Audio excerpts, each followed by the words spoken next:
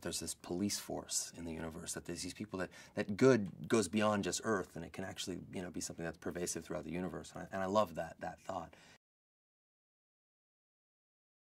I think film is first and foremost is and will always be a director's medium. So to have a guy like Martin Campbell, who has such a distinct, vision for big, adventurous filmmaking like this, I mean, you can't help but be swept away with the possibilities. Also to have a guy that is such a responsible filmmaker, a guy that I think is really going to inspire and excite the core fan base as much as they are the movie-going audience that isn't necessarily familiar with Green Lantern. So I just think that guy's going to light this thing on fire, and I think that's primarily why I'm here. Well, I think what makes Hal the worthy candidate is that he's seemingly fearless, but I think the interesting thing that we learn as we get to know Hal, and we get to know Hal as a Green Lantern, is that his fear does exist, and it's his ability to overcome that fear that makes him not just a Green Lantern, but the best Green Lantern there is. And I think there's the sense that I get from the other Green Lanterns is that they sort of frown upon Earthlings as kind of an unworthy species, and Hal is going to be, not only is he going to be a superhero, but he's going to be an ambassador for the species. The thing I love about Green Lantern is that there is some darkness there, but there's also a lot of light, and because of that, I think it's so widely accessible to the audience. I feel like it alienates nobody, and I think that's what, as an actor, that's all you can really ask for. I mean that's the dream, is to find a movie that appeals to so many people.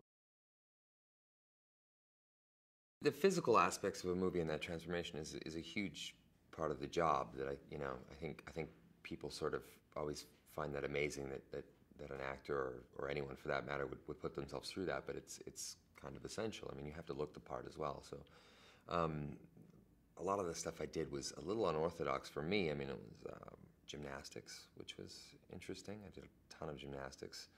No 6'2" man should be rotating in the air like that, but it was great. It was amazing to be able to do that stuff, and spend and have the time and the resources to do that stuff. So Warner Brothers thankfully provided all of that for me, and it was a huge learning experience. But then, aside from that, you do the regular stuff. I mean, you're lifting, ridiculous amounts of weight at 3:30 in the morning, trying to get ready before work, and it's grueling, but it's worth it in the long haul.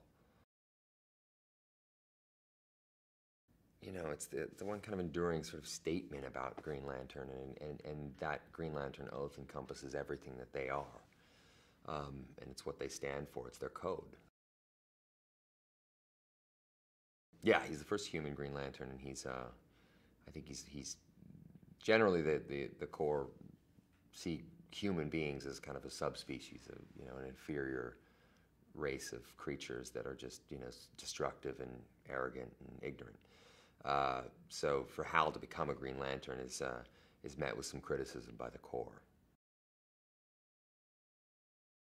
Yeah, we shot a sequence in downtown New Orleans where I shot into space for the first time, and I'm on my way to Oa. It's this trip to Oa, and it's one of the ways in which we had to do that was to establish I don't know what it was, 160 or 180 or 200-foot crane, which would fire me up into the air with a cameraman attached just above me.